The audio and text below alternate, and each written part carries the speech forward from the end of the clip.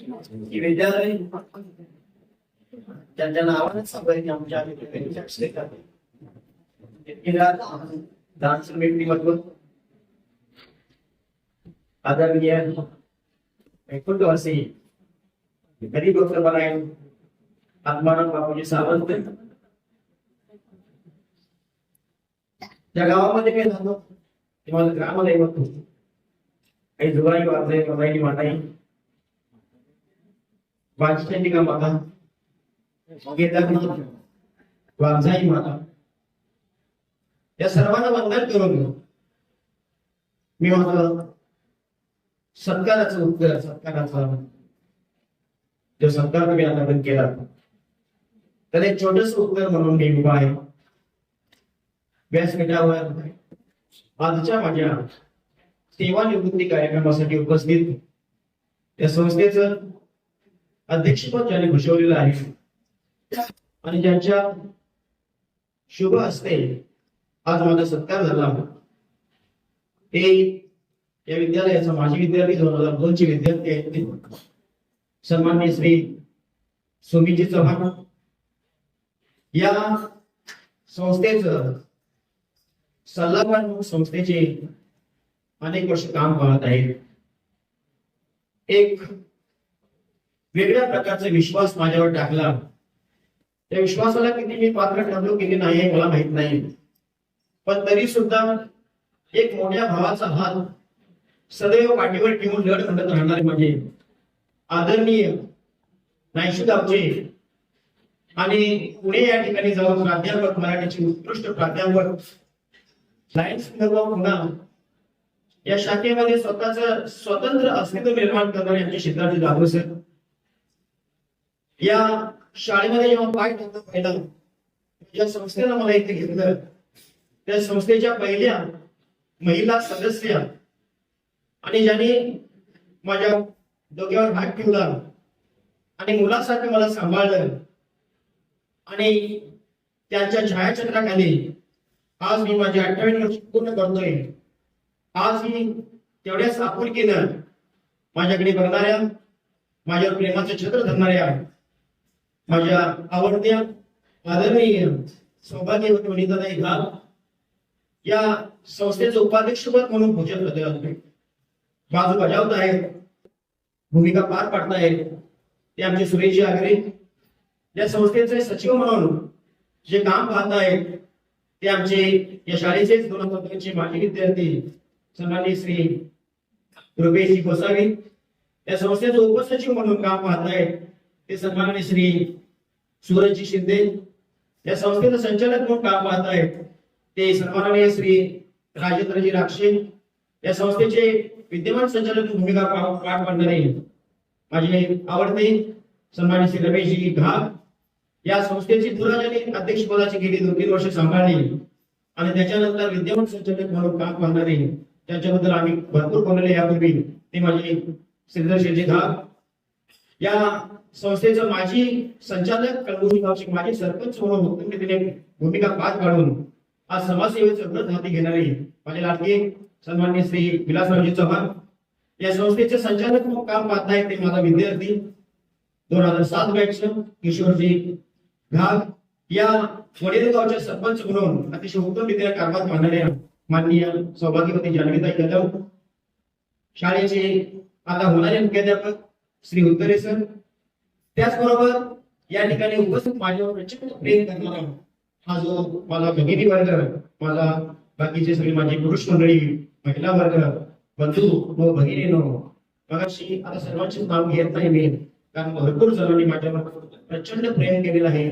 असं प्रेम रूपी हे रोपट जेव्हा तुम्ही सर्वांनी वाढवलं ते तुम्ही सर्वजण या शाळेचं जे मंत्रिमंडळ आहे ते मंत्रिमंडळ या शाळेमध्ये शिकणारे माझे जे आवडते लाडके तुम्ही जसे होता तसेच लाडके विद्यार्थी म्हणून इथे बसलेले सगळे माझे विद्यार्थी आणि सर्वजण पंचक्रोशी मध्ये संघाचा तो अध्यक्ष आहे मारुती घाटगे. माझी मेहणे म्हणून इथं आहे सुनील, अनिल आणि आमचा शहाजी. त्याचबरोबर सोन्या अशी सगळी मंडळी गावाकडून आलेली. माझे जावई देवीचे आणि बाकी सर्व कन्या मुलगा आहेत, बाकी सर्व माझे सर्वांना नमस्कार.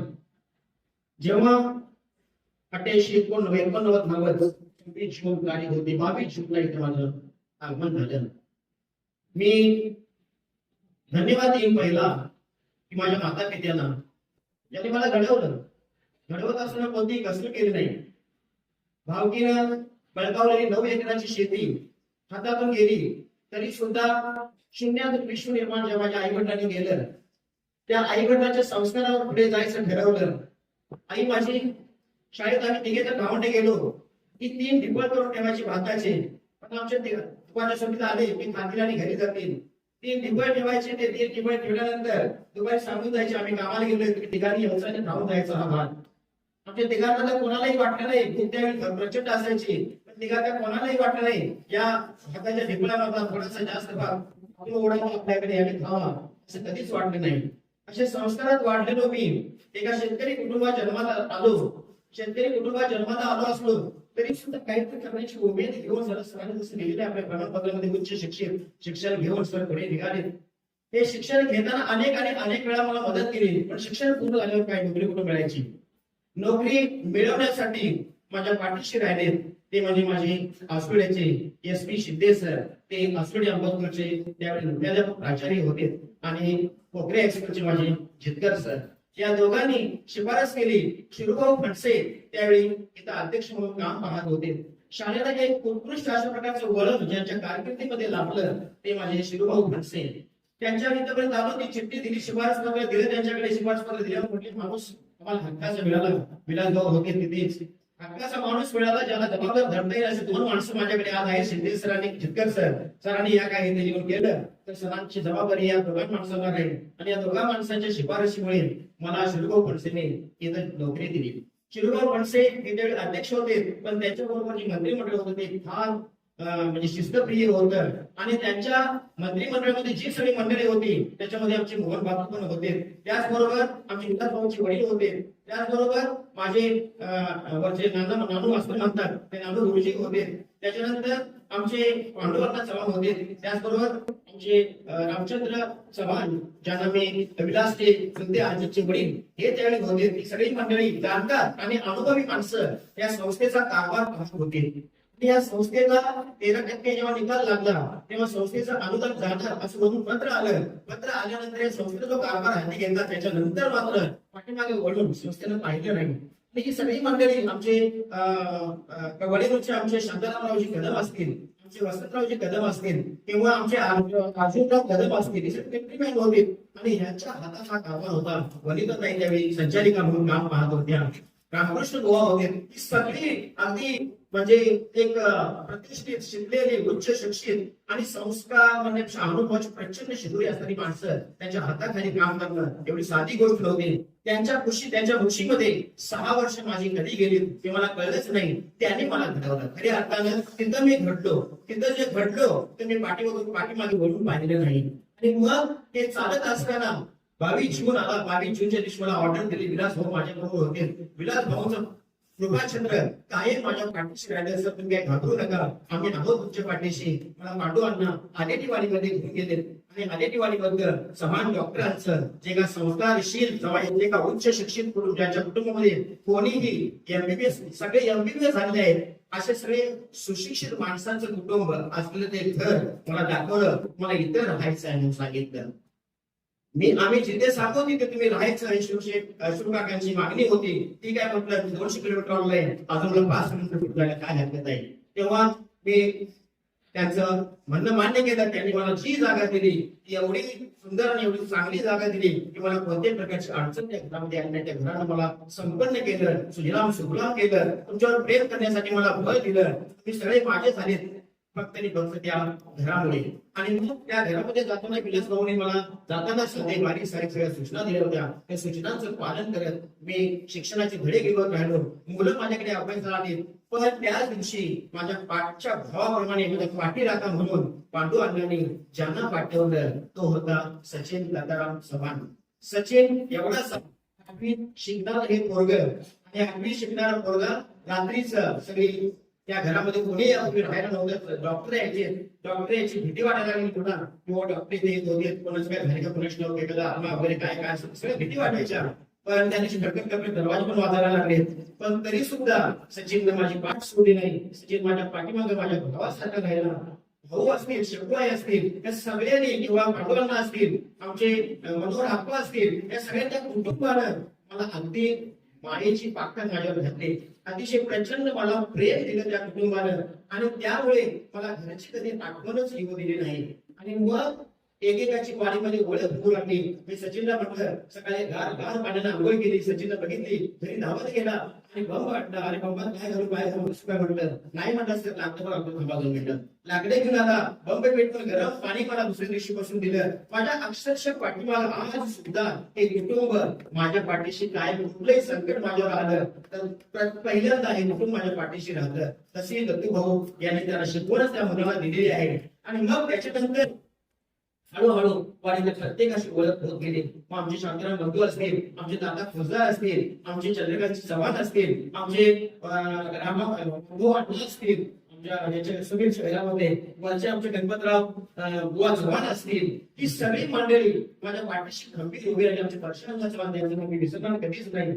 ते असतानाच मी परमनंट झालोय. परशुराम चव्हाण असतील, आमचे कळग्यातले आमचे यशवंतराव चव्हाण असतील, वरचे पांडुराव चव्हाण असतील, विकासराव चव्हाण असतील, ही सगळी प्रभूच्या घरामध्ये माणसं असतील, जी माणसं तिथं आशाताई जड्याला असतील, सगळे माणसं माझ्या पाठीशी खंबीर उभी राहिली वाडीमध्ये. आणि मग माझा प्रवास शिक्षणाचा सुरू झाला. हा म्हणता 2 महिने कुठे गेले निघून गेले कुणाच ठाऊक. जुलै महिना आला. जुलै महिन्यामध्ये जसं मित्र असावा म्हणण्याचा सावली सारखा तसा मला कायम स्वरूपी चांगला मित्र मिळाला, आणि तो आबा घाणगेच्या रूपामध्ये मिळाला. आबा घाणगे हा माझा उत्कृष्ट आणि चांगला, प्रत्येक कोणत्या वेळ कोणत्या कशी पाहिजे हे सगळं सांगणार आणि त्या वेळेला मदत करायला होणारा असा आबा माझ्या मदतीला आला. आबा माझा चांगला मित्र झाला. आणि आबा मित्र झाल्यामुळे आबाचं कुटुंब म्हणजे प्रभाग लक्ष्मण घाटे यांचं कुटुंब, त्यांच्या कुटुंबाचा मध्ये मी भाग झालो. आणि भाग झाल्यानंतर मग त्याचे वडील रिटायर झाले 1991 ला. 1993 वडील रिटायर झाल्यावर त्यांना खाण्याला जायला स्वतःची मुलं गेले. पण त्या मुलांनी मला पटवलं. त्या ठिकाणी त्यांचं मी सरकारला उपस्थित होतो. आणि त्यांना मिळाले त्या काळात त्याने चेक घेऊन मी त्यांच्या घरात त्याला सुखरूप आणून बाबांना सोडलं होतं. मावशीचा माझी प्रचंड जीव म्हणजे आबाची आई, तिने जाताना सुद्धा माझं शेवटचं मला बोलवलं. आणि शेवटचं मी बोललो. मी त्यावेळी एक माझ्या मुलीसाठी 6 महिने 1 वर्षभर सावड्यात गेलो होतो. आणि तिथं मी आलो नाशिकवर. आणि त्या माऊलीनं जीव सोडला, प्राण सोडला. म्हणजे माझी वाटच बघत बसली. ते एवढं प्रेम त्या माणसाने माझ्यावर प्रचंड केलं. हळूहळू संपूर्ण गाव, संपूर्ण पंचक्रोशीतील प्रत्येक जण, प्रत्येक व्यक्ती माझ्यावर आतोनात प्रेम करत राहील. कोणी असं नव्हतं की न करणं मला कोणी न जोडणार नव्हतं, असं नव्हतं. सगळ्यांनी आपापल्या परीनं प्रचंड प्रेम केलं. म्हणजे आमच्या वाडीत मी नाव घ्यायचं राहिलं, आमचे बबन मास्तर त्यांचं नाव घ्यायचं, त्याच्यामध्ये ते होते. ही सगळी मंडळी विलासरावांच्या घरी माझं दुसरं पाऊल पडलं. पहिले पांडवांच्या घरी पडलं, दुसरं पाऊल माझ्या विलासराव चव्हाणांच्या घरी पडलं. मेघाला नव्हता मी समजलं. मी गेलो होतो तुमच्या घरी, चहा वगैरे मस्त मी घेऊन आलो होतो. तर ही सगळी मंडळी का होते मी कारण घ्यायची आज मला थोडस गोळा वाटतंय. कारण सगळ्या मंडळींनी एवढं आतोनात माझ्यावर प्रेम केलं. आणि त्या प्रेमाची परतफेड मला करायची होती. आणि ती कोणत्या माध्यमातून मी करू शकतो तर शिक्षणाच्या माध्यमातून मी ते देईल मुलांना माझ्या, ते सगळं व्यवस्थित देईल. आणि मग असं देत राहिलो मी. मुलं घेत राहिली. आपण गेलं पहिलं काम केलं, मुलांना घरी बोलवलं. माझ्या सगळी मुलं माझ्या गणगुशी मध्ये जवळपास 30-34 मुलं गणगुशी कासे वडील त्या 3 गावामध्ये मुलं माझ्याकडे अभ्यासाला यायचे. रात्री मी जायच्या अगोदर दरवाजात उभा राहिलेले असायचे. सकाळी मी उठण्या अगोदर घरी पळालेले असायचे. म्हणजे त्यांचं जे जीवन होतं ते जगत होते, त्याच्यावर फक्त बारीक लक्ष ठेवून मी त्यांचा अभ्यास घेत होतो, गळा तयार केला, मुलांना शिक्षणासाठी घेऊन. हा म्हणता निकालाची परंपरा वाढत गेली. 100% निकाल लागला. 2004च्या बॅचला लावायचा पूर्वी आम्ही 93, 94, 95, 96, 97, 98 पर्यंत आम्ही गेलो. पण आम्हाला 100%ची काही फुल टाइम रिझल्ट देत राहिला. आणि मग अशा परिस्थितीमध्ये ही मुलं माझ्या घरामध्ये घडत राहिली.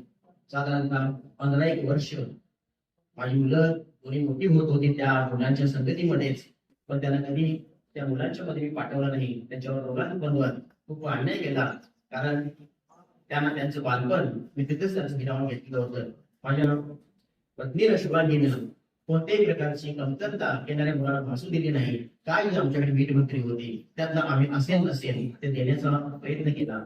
आणि मग अशा पद्धतीने हे सगळं होत असताना मुलं मग 2004चा 100% निकाल लागला आणि मग शिरूभाऊ फडसे होते त्यावेळी आमचे बाबासाहेब चव्हाण अध्यक्ष होते. त्यांनी 5वीला सुरू केलं आणि मोठी इमारत बसलेला आहात त्या तिकडे 3 पर्याय ते बाबासाहेब यांच्या कारकिर्दीमध्ये बसलेले राज्यात आमचे बसलेले चव्हाण बसलेले आहेत. आमची दत्तरामरावची झगडी बसलेले आहेत. ती सगळी जी मंडळी आमचे अनंतरावजी चव्हाण बसलेले आहेत, आमचे दत्तरामरावजी महाबले बसलेले आहेत, ती सगळी मंडळी त्यावेळी संचालक म्हणून काम पाहत होते. आमचे सतीशजी चव्हाण आहेत आणि ती सगळी मंडळी काम पाहत होती त्यांच्या काळामध्ये. आणि काम पाहता हे सगळं वैभव या लोकांनी उभा केलं.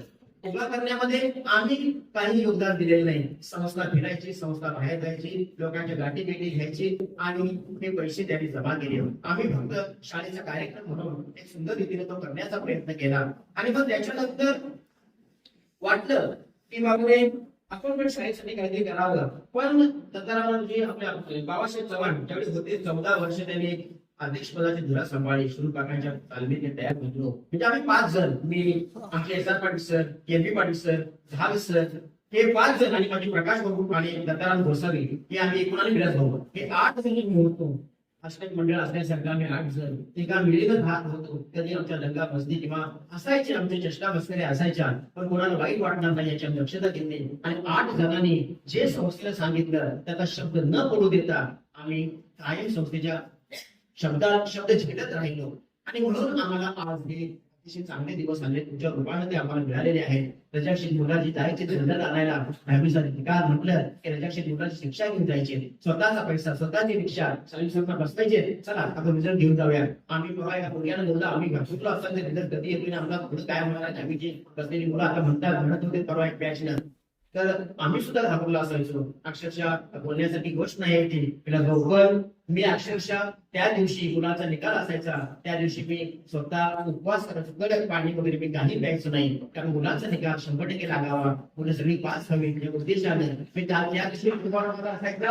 आणि पेपरला जायचं म्हटलं मुलांना मी देवळात घेऊन जायचो. अजूनही ती प्रथा प्रकाशला विचार हवा तर आता अजूनही प्रथा चालू ठेवलेली. तर बसतात मी एकटा असतो, मागण्यात येतो आणि आई जुगायला सांगतो की माझ्या शाळेत एक मुलं आहेत ते परीक्षेला 10वी 12वीच्या चाललेले आहेत. त्यांना योग्य प्रकारचं मार्गदर्शन कर, योग्य प्रकारचं यश दे, सगळे ते पास होते. आणि मग त्याची पूर्तता करण्यासाठी जून मध्ये मी पुन्हा तो पूर्ततेचं नागणपण घेऊन येतोय. अजूनही येतोय, आत्ता आलेलो आहे. आणि त्या मुलांचं मी 12वीच्या 10वीच्या मुलांची जी नावं असायची ती नावं एका कागदावर बोर्डाची घडी काढायचो, त्याचे नंबर बोर्डाची काढायचो. ते घडी करायची, त्याची एका प्लास्टिकची पिशवी टाकायची छोट्याशा. आणि ती छोटीशी पिशवी मी माझ्या देवाऱ्यामध्ये माझ्या देवासमोर ठेवायचं. दररोज पुसताना ती पिशवी प्लास्टिकची ती नावं असलेली मुलांची ते मी पुजायचो. का तर या मुलांना काय कर, सर्वांना पास कर, हे देवाजवळ समोर दररोज मी मागणं सांगायचो. हा उलगडा झाला नसता, पण आप्पा एक दिवस घरी आले.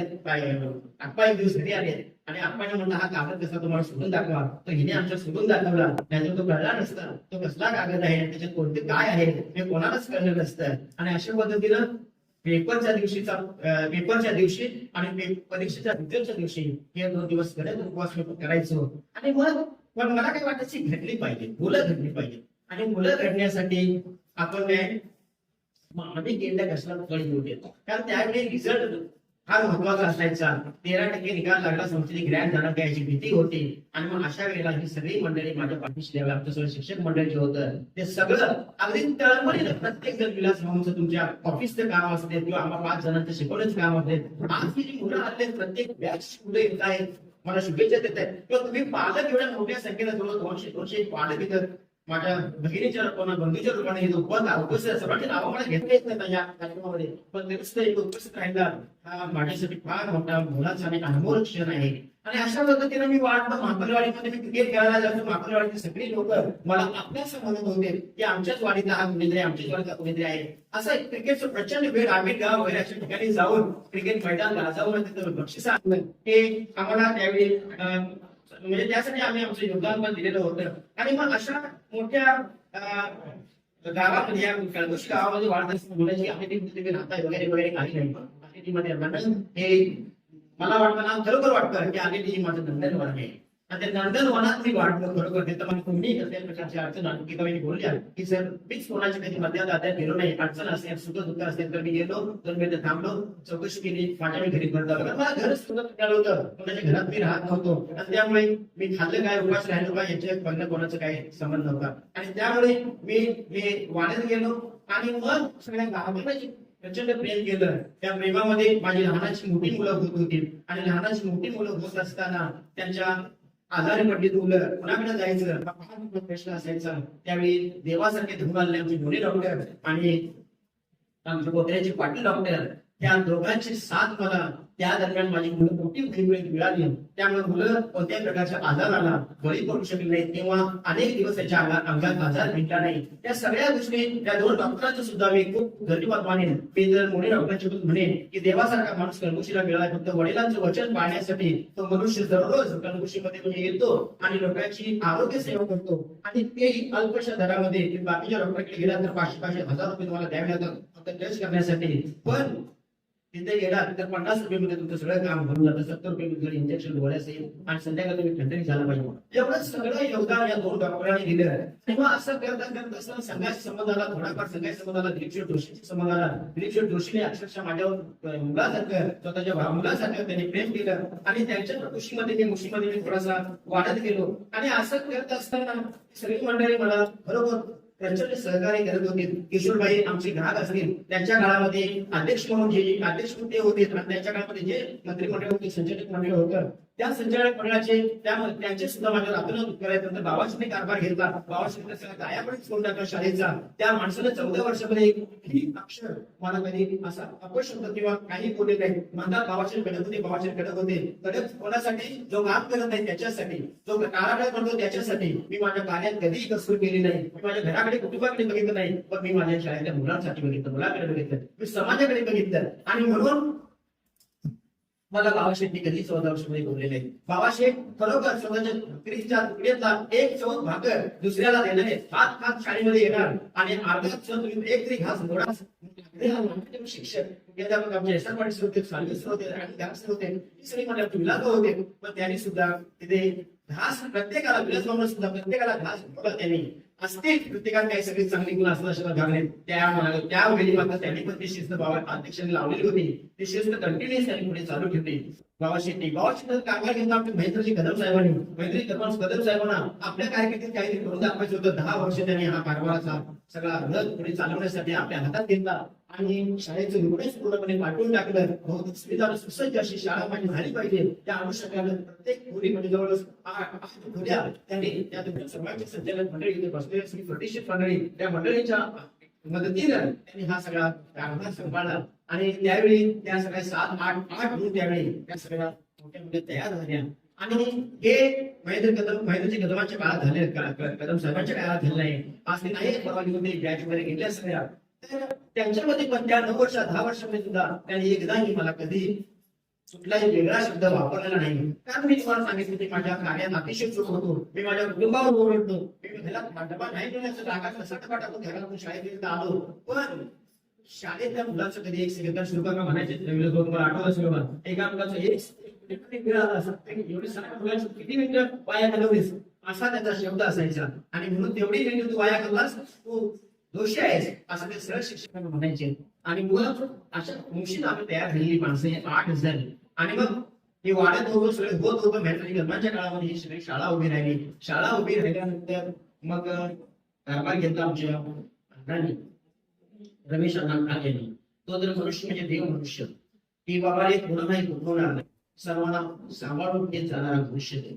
आणि नाही नेतेला बघवलं नाही आणि नेतेनं त्यांना आपल्याकडे बोलावून घेतलं. ते सुद्धा आमच्यातून निघून गेले. तर बाबासाहेब गेले, ते गेले. चंद्रकांत झगडे चेअरमन साहेब होते, ते पण आमच्यातून निघून गेले. ती सगळी माणसं एका वेगळ्या जडणघडणीमध्ये तयार झाली होती. आणि मग अण्णांनी सुद्धा 1 वर्षामध्ये काय काय आपल्याला करता येतं या सगळ्याचा 1.5 वर्षामध्ये पुतळा बांधला आणि शाळेला वैभवाचं बुद्धी आणि पण प्राप्त करून दिलं. त्याच्यानंतर सगळा मुद्दापर्यंत पूर्ण झाला. गणेशजी कदम साहेबांनी मदतीला धावले आणि त्यांनी अर्धा वर्षाचा छत्राचा भाग पूर्ण केला. कारण इमारत किती तुमची प्लॅस्टिकची इमारत असते, स्लॅबची इमारत असते, ती आज उद्या गणगरच आहे. त्याचं भान ठेवून ते वरचा अर्धा आमचे गणेशरावजी कदम त्यांचंही मी खूप खूप आभार आहे. कारण 5 वर्ष 100% निकाल लागल्यानंतर त्यांनी 5 वर्ष आम्हा सर्व शिक्षकांचा योग्य तो आदर सत्कार केला होता. मी अण्णाजी चव्हाण यांचे सुद्धा आभार मानेन, कारण त्यांनी आम्हाला सत्कारामध्ये सुटकेस दिलेले होते. अण्णाजी चव्हाण साहेब यांनी सुद्धा शाळेला त्यावेळी 1,00,000 रुपये दिलेले होते कंपाऊंड वॉल बांधण्यासाठी, आणि आमच्या सर्व शिक्षकांचा त्यांनी सुटकेस, आज ही सुटकेस माझ्या घरामध्ये अतिशय सुरक्षित स्थितीमध्ये आहे. तर हे सगळं प्रेम या लोकांचे अनेक आणि अनेक प्रकारचे आमचे सत्कार केले, आणि मी इमारत उभी राहिली. ती इमारत हळूहळू नादुरुस्त व्हायला लागली. हिचा मजबूतीकरण करणं गरजेचं होतं. त्याच्यासाठी लाखो रुपयाची मदत पाहिजे होती. एवढी आणायची कुठे, हे फार मोठा प्रश्न आवाजून उभा होता. गावसरांच्या काळामध्ये आणि गावसरांनी मेहतर कदम साहेब यांच्या मदतीनं हा सगळा आमचा भाग पूर्ण केला होता. याप्रमाणे गरजेचा होता. ते म्हणून त्या अंतिराने हा रचलेला जो पाया होता, या संस्थेला रचलेला पाया होता, त्याचा कलश म्हणून कुठेतरी गरजेचं होतं. मी पुढचा जो भाग राहिला, तो भाग अपूर्ण का राहिला, तो पूर्ण कसा करायचा, त्याचं कागद टाकायचं, त्यामुळे फक्त टाकायचं. हा माझा मोठा भाऊ सिद्धार्थ जाधव सर, बरोबर, मी खूप खूप सुद्धा मानतो. त्यावेळेला तुम्ही सल्लागार म्हणून का नव्हत्या, तुम्ही सल्लागार संस्थेचे, तरी सुद्धा ही शाळा माझी नव्हे, तुम्ही शिकलो नाही, माझ्या मुलं इथं नाही, हा कोणताही विचार कधी शिवला नाही तुमच्या मनाला.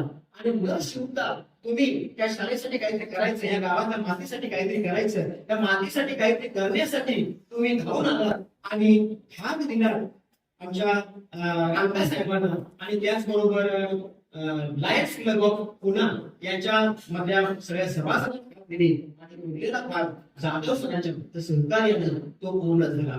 हे सल्लागार म्हणून आता इथे बसलेले आहे. आज त्यांचा सत्कार माझ्या त्यांच्या हस्ते झाला. ते म्हणजे जाधव सर एक आदर्श माणूस मी ज्याच्याकडे बघतोय, त्यांनी पहिल्यांदा रूम दिली. आणि रूम बांधण्याचा प्रश्न मला कोणती रूम देणार, ते म्हणजे माझ्या वडिलांचं नाव आहे, माझ्या पांढऱ्याची जाधव यांच्या विद्यार्थ्या पहिली रूम माझी असेल. त्या मुलीमध्ये पहिली रूम त्यांनी या रूममध्ये बांधली, 8 रूम मध्ये पहिली रूम त्यांनी बांधून दिली. अनेक प्रकारचे योगदान, सगळ्यांची नावं घ्यायची म्हणजे दिवस पुरणार नाही. मग आता मी जाईन घरी, गावी जाईन, सगळं झालेलं आहे, सगळं व्यवस्थित झालेलं आहे म्हटलं. आणि मुख्याध्यापकाची धुरा आली 1 मे 2023 ला मुख्याध्यापकाची धुरा आली माझ्यावर. काहीतरी करणं गरजेचं होतं. माझ्या पाठीशी राहणारा माझा शिक्षक वर्ग भावासारखा, त्या भावासारख्या शिक्षकाला हात दिले मी, आपल्याला काहीतरी करायचं आहे. आणि काहीतरी करण्यासाठी आपण एकमेकांच्या मुलांची गाठी घेऊया.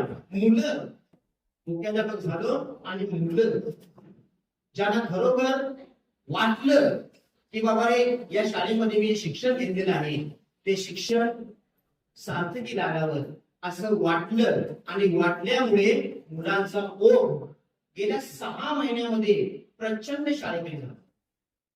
या 6 महिन्यामध्ये पूर्ण शाळेचा कायापालट केला.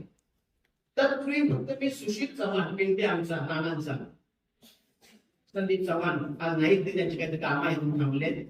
तर त्याला मी फक्त पहिल्यांदा जेव्हा मुख्याध्यापक होता तेव्हा मी म्हटलं की मला बाबा तुझी पत्नी कोरोनामध्ये गेली, खूप वाईट झालं, पण त्या पत्नीच्या स्मृती विद्यार्थी मला ध्वजस्तंभ बांधून पाहिजे. ध्वजस्तंभाचा आकडा गेला 1,25,000 त्याला मागायचा वेगळ्या पद्धतीचा चिऱ्यामध्ये असं मस्त नक्षीकाम केलेला. मी जाधव सरांना फोन केला. जाधव सर म्हणजे ते बांधण्यापेक्षा मी संस्थेत आमच्या फोन केला, आमच्या अध्यक्ष माझे त्यांना फोन केला, स्पीचला फोन केला, आमच्या स्पीचला फोन केला की ध्वज कट्ट्याची किंमत 1,70,000 पर्यंत जाते, काय करायचं? ध्वज कट्ट्या कशाला? रूम बांधून घ्या. त्यांना म्हणलं रूम बांधून दे, कोणत्याही प्रकारचं नकार नाही. सुंदर अशी अगदी सुसज्ज रूम त्याने प्रकाश महापौर यांनी त्याच्या टीमच्या मार्फत आम्हाला बांधून दिली. कार्यालयाचा शुभारंभ झाला. ध्वजस्तंभ थांबला, पण इमारतीच्या कामाला सुरुवात झाली. इमारतीच्या कामाला सुरुवात झाल्यानंतर संजयजी कदम मला भेटले, ज्यांनी या पूर्णपणे शाळेला तारेचं कंपाऊंड दिलेलं आहे.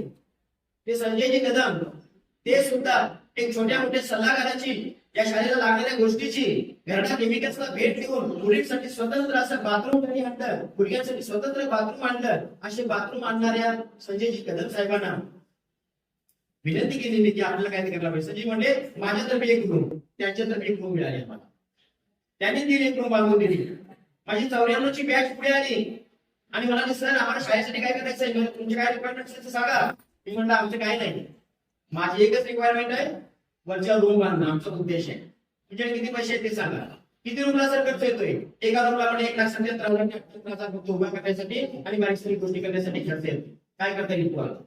सर मी तुम्हाला 4 दिवसात देवेंद्रचा आणि नामदेव फोन आला की सर डन फायनल आम्ही तुम्हाला रूम बांधून देणार. आणि त्यांनी तुम्ही आता नंतर जावा जेवल्यानंतर कोण या शाळा तर त्यांनी 30वी रूम बांधून दिली. आणि त्याचा परवा संस्कार सोहळा पण आपण साजरा केला. त्या बॅचची 94-95 मुलं आली होती आणि त्यांनी मोठ्या धुमधाडा केला. संस्कार सोहळा त्यांनी पूर्ण केला. राहिल्या 2 रूम, छोट्या 2 रूम आणि मोठ्या 2 रूम. मी तुम्हाला 3 रूम बांधून देतो सर. मी तो बांधा म्हणला मी कोणाकडे गेलो नाही. का सो कारभार करणारी संस्था होती 6 वर्षाच्या काळात किंवा पाठीमागच्या काळात. म्हणजे चोख कारभार करणारी संस्था होती. आणि या संस्थेच्या चोख कारभाराकडे बघून मुलं म्हणते मला फोन आला निलेशजी आमच्या घाट साहेबांचा. निलेशजी घाट साहेब म्हणजे फार मोठी माणूस पाहिजे. तुम्हाला आमच्या शाळेला ज्यांनी 7 समुद्र पलीकडे नेलं मंत्री सुट्टीच्या माध्यमातून टीव्हीच्या कार्यक्रमातून ते निलेशजी कदम हे नितीनजी कदम त्यांनी ते निलेशजी घाग हे नितीनजी घाग यांची मोठी बंधुराज. त्यांचा फोन आला. त्यांच्या पाठीमागे राजूने मला करून घेतले सर घरी येताना घनश्यामजी घाग यांनी म्हणजे मला घरी असं जरा म्हणजे जितेंद्रजी घाग देवेंद्रजी घाग यांनी म्हटलं जरा घरी या. घरी गेलो. गाठीभेटी झाल्या. गाठीभेटी झाल्यानंतर सांगितलं दिनेश होतं माझ्या बरोबर. गाठीभेटी झाल्यावर सांगितलं की आम्ही तुम्हाला 3 रूम देणार आहोत. 3 रूम आमच्या फायनल करून टाकणार. आमच्याकडे होते 2 रूम. 3 रूम द्यायची हा मोठ्या प्रश्न निर्माण झाला. म्हटलं 2 रूम तुम्हाला आम्ही दिले नाही 3 रूम मला पाहिजे. 3 रूम आम्हाला मोठी नाही छोटी एक्झाक्ट का चालू म्हणते 2 रूम मोठे त्यांनी काढून दिल्या. 3ऱ्या रूमची कामाची फाडी पडलेली आहे. त्याला कामाला उद्यापासून सुरुवात होईल. त्या बाकीची कामं करत असतात त्याचं काम पाठीमागे राहील. त्यांना मी विनंती केली आणि त्यांना विनंती केल्यानंतर त्यांनी कमलाकर सावंत यांच्या माध्यमातून 3 रूम आम्हाला संगणक रूम म्हणून शाळेसाठी बांधून देत आहेत. ते स्वतः संगणक देत आहेत आम्हाला प्लस आम्हाला सगळं फर्निचर देत आहेत. अशी सुसज्ज रूम त्यांच्या नावाने देतात. प्रत्येकाच्या नावाने या रूम तयार केल्या. इकडची रूम शिल्लक राहिली. एक छोटीशी रूम 6 रूमचा भाग झाला. 7वी रूम शिल्लक राहिली. मी परवा गिरीशजी आमचे आले. गिरीशजी घाट म्हणजे ताईंचा चिरंजीव तिला वर नेलं चला म्हटलं तर शाळेच्या मुलांनी काही तास केले आमच्या तिला बघूया. आणि मग वर फिरत गेल्यानंतर त्यांना बघितलं त्यांनी आणि मला छान सगळं चाललंय की मला एक रूम द्यायची होती. मी आणि माझ्या मोठ्या बहिणीने पैसे पण पावल्या करून ठेवले आहेत. ठीक आहे म्हटले तुमचे पैसे वाया जाणार नाही. ती छोटीशी इमारत म्हणलं राहिलेली रूम तुम्ही बांधून द्या. आणि मग त्याने म्हटले ठीक आहे ते गप्प झालं. आणि हा सगळा वरचा जो बसारा होता तो सगळा इमारतीचा कामाचा पूर्ण केला. कारण मी निवृत्त होईल माझ्या घरी जाईल. मला काय मिळालेले 4-5 लाख काय पैसे असतील माझे काय पैसे असतील त्याच्यामध्ये एक छानसा बंगला बांधेल. छानसं घर फ्लॅट मध्ये घेईन असं मी कधीच केलं नाही. मी कदाचित बांधले नाही माझ्या गावी घर बांधून. मी तिथे आनंदात राहील. खुर्चीमध्ये सांगण्यात मला खुर्च्या दिल्या तर मला 2 बॅच आमच्या म्हणजे तुम्हाला खुर्ची दिली. आमच्या 1998-99 शिकायची आली होती ते मला खुर्ची दिली. सर भरपूर काम केलं. आता याच्यात बसायचं आणि झोके घ्यायचे. ठीक आहे म्हणतात करूया म्हणतात. मग खुर्च्या मला दिल्या त्यांनी. खुर्च्या दिल्यानंतर त्या कशाला आराम करण्यासाठी दिल्या. ती रूम बांधण्याचं काम गिरीजीला विनंती केली. गिरीजी म्हणजे ठीक आहे सर आपण ती रूम बांधून तुम्हाला देणार काळजी नको. हे सगळं होत असताना म्हणजे 20 वर्ष माझ्या घरी मी आता जाईल छान समय आमची विभागी म्हणते की आपल्याला काय करायचं घर बांधायची पावतीशी माझ्या पट्ट्या झाला. पावती म्हणत बांधूया आपले मस्त घर बांधूया. ते घर बांधले त्याच्यामध्ये राहील मस्त आरामात अशा पुढच्या दिल्या तिथं झोपी घेत राहील. पण ही जी माझी इमारत बनायला झालेली आहे तर एखादा कोण माझ्या मुलाच्या अंगावर पडलं एखादा तुकडा तो वासा पडला मी पुसलेला एक वासे आमच्या अध्यक्षाच्या रूममध्ये सगळे वासे उरले. माझ्या रूममध्ये मी पुसलेले आहे. त्याचे पडले 2 खाली. एक पडले त्याने काच फोडली. काच फोडल्यावर मी विनंती केली आमच्या कृष्ण आणि खातू परिवाराला की आमची काच फुटली. सर काय काळजी करू नका तुम्हाला काच बसायला दगडार आणि मला बसण्यासाठी एक आनंददायी खुर्ची माझ्यातर्फे माझ्या कुटुंबातर्फे त्या कुटुंबाला ती गरज नव्हतं. प्रत्येक जण येतोय आणि मी मुलं माझ्या ह्या इमारतीत बसणार. संस्था याच्यावर खर्च करायची म्हणतो 5 लाख रुपयाला खर्च आहे. हे 5 लाख इकडे घालण्यापेक्षा हे काम पूर्ण होऊ दे हे संस्थेला माझ्यासमोर मांडलं. मी संस्थेला म्हटलं मी तुमच्या अकाउंटला पैसे पाठवणार नाही तर माझ्या अकाउंटला घेणार नाही. पैसा परस्पर झाला ना पाणी येईल, पाणी सगळे पाणी वाल्याला घालावं लागणार. सिमेंट येईल, सिमेंट सिमेंटच्या दुकानदाराला जाईल म्हणून. कोणी कसली कधी चौकशी करू नये म्हटलं, आपण पहिल्यांदा व्हायचं नाही. आपण संस्थाने ठीक आहे, महत्वाचं काय आम्हाला वरची इमारत झाली पाहिजे. आणि मग त्या अनुषंगानं सगळ्या वरच्या माझी मुलं जून पासून या सगळ्या वरच्या मध्ये बसायला देत जातील. हा आनंद ते चालतोय. नाहीतर इतर बसले असतील तर माझ्या मनात कायम धुळी निर्माण झाली असते की काय झालं कुणाची धाव, त्या वर्षी कागद टाकलं असेल, त्या कागदाला एवढं वर्ष वाचेल, पुढच्या वर्षी काय करणार, या सगळ्या अडचणी मनात उभा राहिल्या असत्या. आणि मग त्याचं लक्ष माझं तिकडे लागलंच नसतं. मी किती म्हणा, मी अतिशयोक्ती अजिबात करत नाही, कारण मी सगळं माझ्या संसाराकडे कधीच लक्ष दिलं नाही, माझ्या भावाकडे कधी लक्ष दिलं नाही, माझ्या कुटुंबाकडे कधी लक्ष दिलं नाही. माझे भाऊ शेती करतात, कधी त्यांना वाटलं नाही की 4 दिवस भात कापायला येईल आणि 2 दिवस मळणी करून जा. तुला 15 दिवसाची गरज असते वर्षामध्ये, 8 दिवस गावी ये आणि जरा गावी शेतात राहा, असं माझा भाऊ पाठीमागे मला कधी म्हटलं नाही. त्यांनी मला असं नसेल घरामध्ये माझ्या भाऊ असं नसेल ते बाळगून दिलं.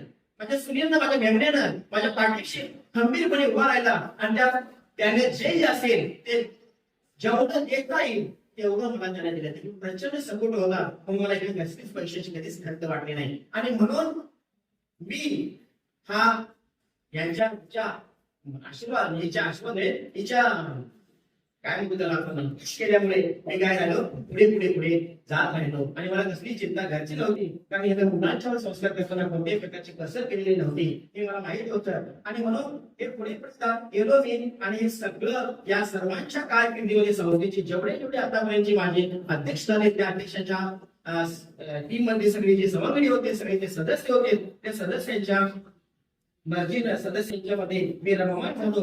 आणि मग ही सगळी कामं उचलली. आज मला 2005च्या बॅचनं कायमस्वरूपी वॉटर कूलर दिलेला आहे. माझ्या 2002च्या बॅचनं जे स्वप्न माझं राहिलंच होतं, आपण ठरवलं होतं की आता माझा ध्वज नंबर राहिला आणि ते आमची रुपेशजी आणि सगळे सुमीची यांची बॅच पुढे आली. आणि ध्वज स्तंभासाठी सुद्धा माझ्या गावामध्ये होता, तसं ध्वज स्तंभ बांधायचा होता, तो ध्वज स्तंभाचं सुद्धा काम झालं, त्याचे उद्घाटन परवा झालं. अशा अनेक बॅच सुद्धा आल्या आणि प्रत्येकाला आपलं योगदान दिलं. 2004ची बॅच आली, 2004ची बॅच आम्हाला संगणक पूर्णपणे प्रिंटर, रंगीत प्रिंटर 40-50 हजार खर्च करून हे आम्हाला दिलं. शाळेच्या गरजा त्यांनी बोलत नाही. सर काय पाहिजे शाळेला सांगा, आम्ही त्याची पूर्तता करू. तहसीलचा फोन आला, सर काय पाहिजे शाळेला सांगा, मी तुम्हाला आम्ही द्यायला आम्ही तसा तुम्ही आहातच तोपर्यंत आम्हाला हे करायचं आहे. असं अनेक जणांना भेटलो, अनेक संपर्कात आले. कित्येक लोकांच्या संपर्कात आलो, लोकांनी कधी नाही म्हटलं नाही. मागे 65,000 रुपये या इमारतीच्या उद्घाटनासाठी गावामधून जमा केले. वाटलं नाही, प्रत्येक जण माझ्या घुसला की सर आमच्याकडे का आले, आम्ही 100 रुपये दिले असते, इतरांसाठी 1000 रुपये दिले असते. म्हणून लोक माझ्यावर घुसले. घुसणारा समाज, माझ्यावर हक्क घालणारा समाज हा माझा ह्या पंचित गोष्टीमधला आहे. काशी, गणकोशी, पुणे, वडेरू, कायशी ही 5 गावं म्हणजे माझं कार्यक्षेत्र 38 वर्ष इथे मी घालवले. आणि तुमच्यासाठी लाख मोलाची माणसं आणि माझे आदर्श विद्यार्थी मला लाभले. याच्यापेक्षा मला दुसरं काहीही मिळालेलं नाही. तुम्ही आज माझं प्रचंड मला सांगावं लागेल की प्रत्येक जण आले, आमचे कृष्णाजीराव चव्हाण इथे आले.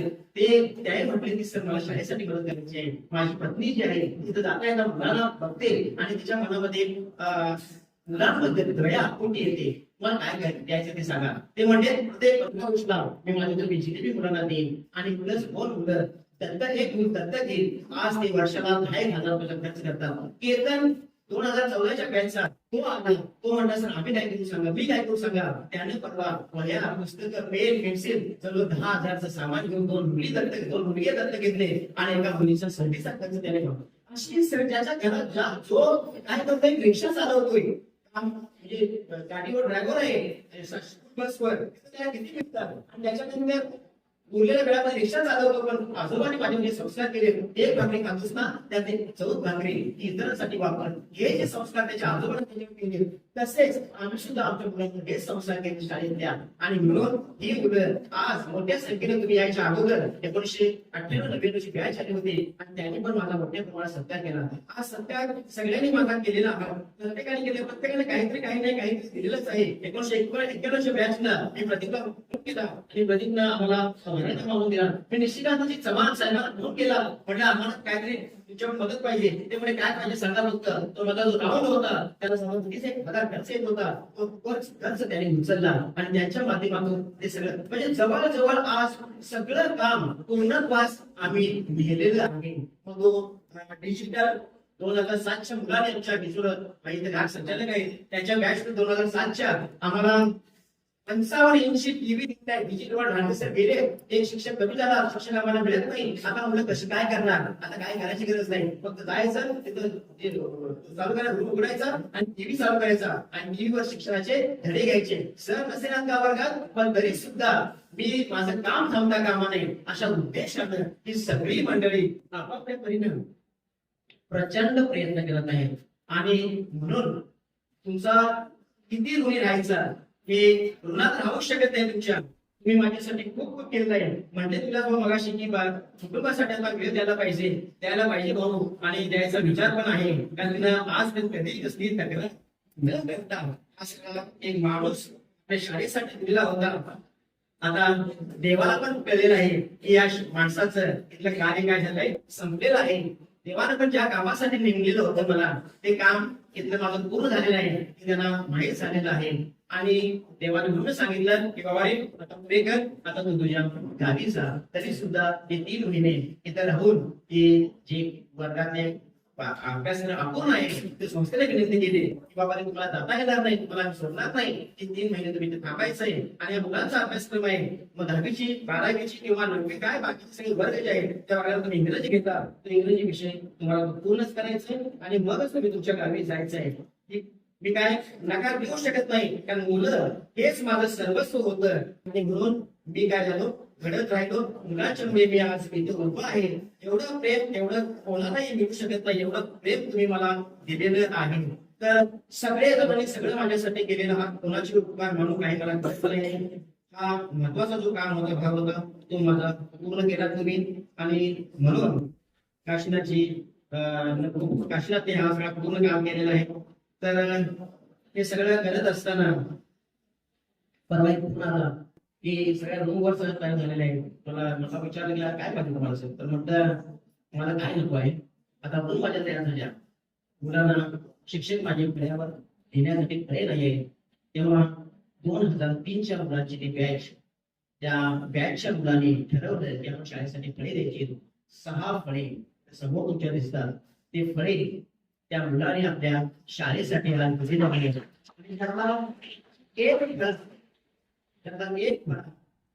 MP पाटील सर आपल्याकडून निघून गेले. त्यांच्या स्मरणार्थ त्यांनी दिलेला आहे. आणि दुसरा फळा साळवी सर आपल्यामध्ये आज नाही आहे. साळवी सरांच्या स्मरणार्थ त्यांनी दिलेला आहे. आणि तिसरा फळा दत्तारामरावजी गोसावी आज आपल्यामध्ये नाही आहे. कारण ही सगळी मंडळी त्यावेळेला होती यांच्या स्मरणार्थ त्यांची आठवण म्हणून 3 फळे 3 वर्गासाठी दिले आणि बाकीचे 3 फळे हे त्यांनी एकूण 6 फळ्याचे फळे त्यांनी दिले. मी अध्यक्ष साहेबांना विनंती करतो की ह्या आपला एक फळा हात लावून तुम्ही संस्थेकडे सुपूर्द करण्याची त्या मुलांना विनंती करतो की 2 मिनिटांमध्ये तुम्ही या आणि हा तुम्ही आणलेला फळा संस्थेला सुपूर्द करा. म्हणजे तो तुमचा कार्यक्रम झटक्यात होऊन जाईल. तर अशा पद्धतीने तुम्ही माझ्यावर खूप खूप प्रेम केला. पण या प्रेमाच्या पाठीमागं एक अदृश्य शक्ती मात्र माझ्या कायम पाठीशी राहिली. मी रडलो, मी ओरडलो, मी भांडलो, पण स्वतःशी भांडलो आणि फक्त एकाच शक्तीकडे मी माझं मागणं मागत राहिलो. मला कोणी जे बोललेले आहेत त्यांना समजून दे. चांगलं वागण्याचं चांगलं वागायला त्यांना प्रवर्तन कर. माझ्या काही चुका होत आहेत त्या चुका बदलात घालून मला शहाण्यासारखं वागण्याची संधी दे असं मी ज्यांच्याकडे बोललो. ती माझी अदृश्य ती माझ्या पाठीशी राहिली. ती म्हणजे माझी आई जुबाई वागणारी वरदाईने मानाई दिली. ती म्हणजे माझी भाषी शनिका माती. ती म्हणजे माझी केदारनाथ व्याघ्रपरी वाघसाई माता किंवा कासाची माझी वाघसाई माता. हे सगळे माझ्या पाठीशी केदारनाथ चंडिका माता माझ्या पाठीशी राहील. आणि त्यांच्या जोरावर मी आज तिथे येऊ शकलो. यापुढेही तुमचं प्रेम असंच मला लाभू दे त्या अपेक्षेसह. आणि तुम्ही आज तुमचा छोटे छोटा होऊ शकत नाही. हा मोठा सत्कार केला. त्या सत्काराबद्दल तुम्हाला सर्वांचे मी आभार व्यक्त करतो. आणि